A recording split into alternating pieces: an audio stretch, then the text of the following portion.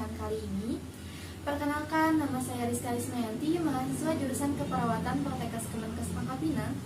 Dalam penyuluhan kali ini, Rizka akan membahas tentang etika batuk, hentikan penyebaran kuman yang membuat Anda dan orang lain sakit. Kenapa Rizka mengambil penyuluhan tentang etika batuk? Karena tujuannya yaitu ada dua. Yang pertama, untuk mencegah terjadinya penularan infeksi saluran pernapasan akut, yaitu ISPA dan TBC. Yang kedua adalah untuk mencegah terjadinya tertularnya infeksi dan virus yang dapat membuat kita dan orang lain sakit. Nah, biasanya Pak, Bu, masyarakat itu ketika batuk masih menggunakan cara yang belum tepat, yaitu biasanya menggunakan tangan.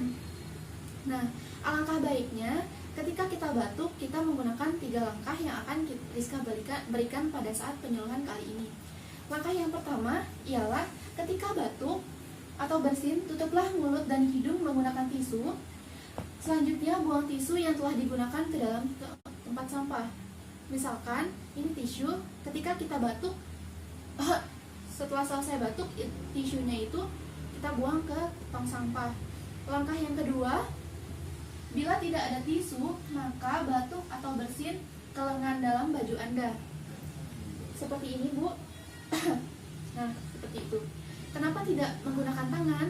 Karena jika kita batuk menggunakan tangan dan kita lupa untuk mencuci tangan setelah kita batuk, dikhawatirkan akan tertular infeksi virus kepada orang lain dan membuat orang lain sakit. Biasanya kan setelah kita batuk itu biasanya lupa untuk cuci tangan.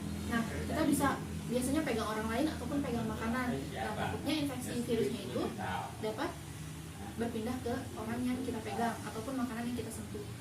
Langkah yang ketiga ialah gunakan masker untuk menghindari penyebaran kuman kepada orang di sekitar kita.